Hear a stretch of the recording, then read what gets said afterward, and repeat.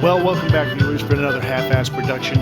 This is James Kalm, and today we're coming to you from our nation's capital. We're going to run in here at the Corcoran Gallery of Art and see an exhibition by Chris Martin titled Painting Big. Well, these are the large paintings that I think might have been the title pieces for the show, which is Chris Martin Painting Large.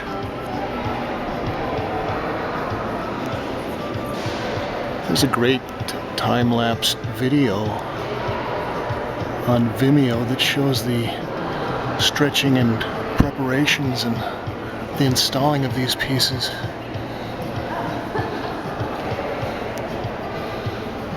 These are massive. I would say these could be 25 feet tall by 15 feet wide, maybe 30 feet tall. One of the other real thrills for Chris is the fact that this installation is done in the same location that the famous Ronald Blodden X sculpture was installed about 40 years ago, and Ronald Blodden was in many ways a mentor for Bill Jensen, who was in turn kind of a friend, a big brother for Chris. One of the great things for Chris, no doubt, is the fact that he's a Washington, D.C. guy, and although he's been living in New York for probably the last 30 years or so, it's always nice to get some recognition from your hometown. It's called Light Brahmin Stump. And look, he's got bird tracks on here. I don't know whether that's his chicken or not. That could be his chicken. He keeps a couple of birds on the roof.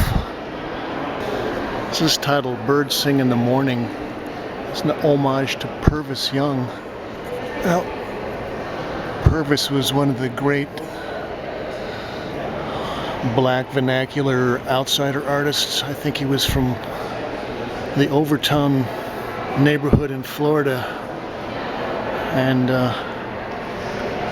Chris is a real fan of a lot of outsider work, especially the black southern artists like Purvis and Thornton Dial, Lonnie Holly.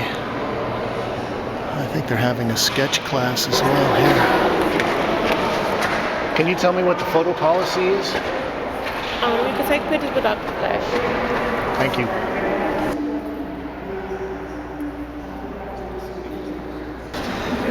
Well, I've been a fan of Chris's work for probably about 15 years now. And for those of you who have been watching my YouTube channel, you've probably seen a couple of our studio visits and some of his shows.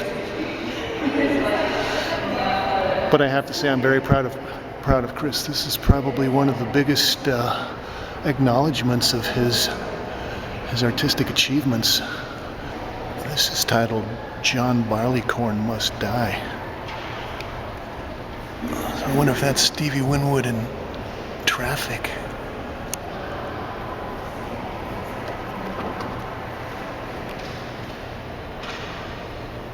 This is titled Landscape Bumps.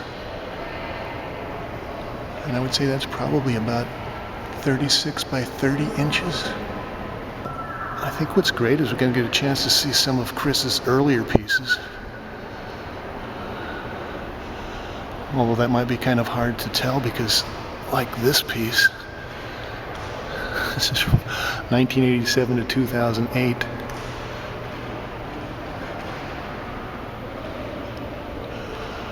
Oh, there's one of his bread paintings. Now, I remember going by his studio and saying he was having problems with mice eating some of his paintings.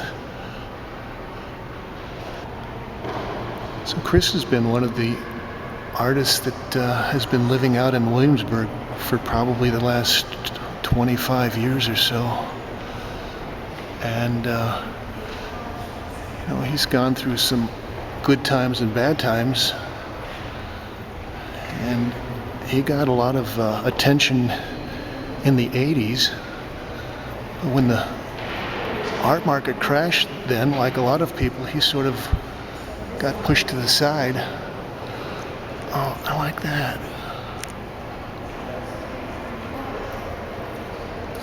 This is communication with the dead.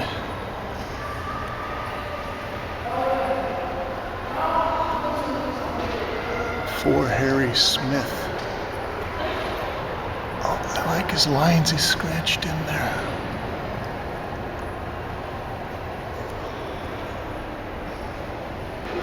Oh, this is Good Morning, Alfred Jensen. He's a great inspiration for Chris. And this is homage to Alfred and Bill. Those are both Jensens, and Bill is a good friend of Chris. So is his wife, Margaret.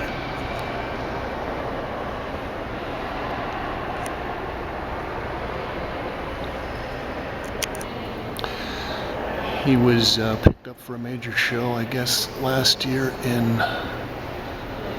London at the Saatchi Galleries. I think it was the American Abstract Painting, something like that. And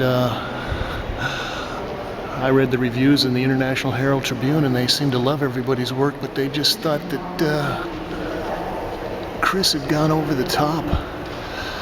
This is a particular theme that he's worked with for years, kind of the fat, squiggly lines. Anyway, since his kind of rediscovery, oh, that's funky.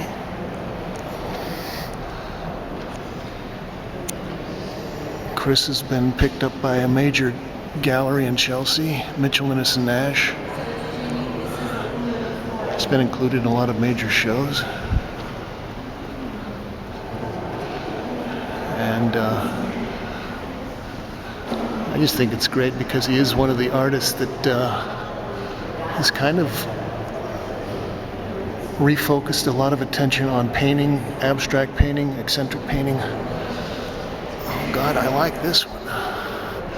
Grandiosity is the defense against depression, which makes the deep pain over loss of self.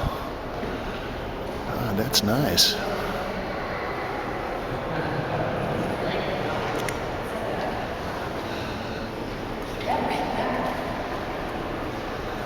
So I actually have a painting of Chris's that's part of this mushroom series.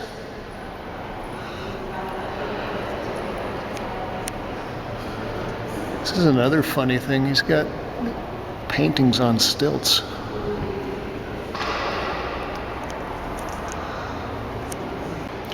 Well, I was just informed by the guard that they are not going to allow photography in this gallery, so we're gonna have to go on the down low and see what we can capture.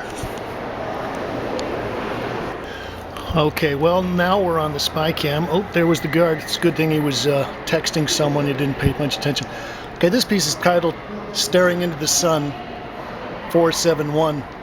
And this really gives you a chance to see the kind of impetuous cat that Chris is. You know, he always wants to sort of push these paintings into the viewer's private spaces, and this piece goes out on the floor about 25 feet.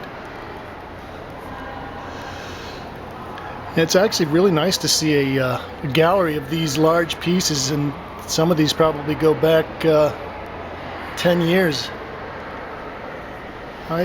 This is one of the pieces I believe is from a series called the Long Lake series, and this is one of the pieces that he did when he kind of broke out of his black and white phase, and that's probably about 10 years ago. And I think this is based on a lake that is near his family's compound somewhere in upstate New York. Okay, that's a good example of how far that painting comes out on the floor. Nice colors, though. I was really impressed by the way he was able to get that blue and that red to balance. This piece is titled 4 Days at Ghat Varanasi, Staring into the Sun.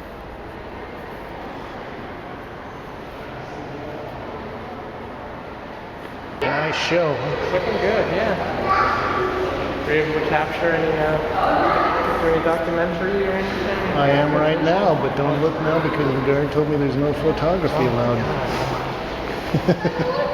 Yeah, this is a nice piece. This is titled Ganges Sunrise, Ashigat Vinashi.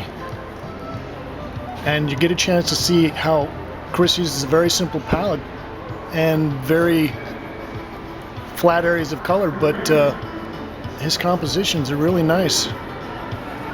Well, this piece is called Here Comes the Sun, and here again, this is one of his classic motifs that he uses, the kind of the positive and negative fat squiggly lines. And Chris has got a lot of little detail things. He uses the little yellow dots as one example. This is titled Hemlock, one of his most expressionistic pieces. Well, I was able to get views of this without getting nailed by the old guard over there, so I'm gonna whip around here and then we're gonna head towards the exit.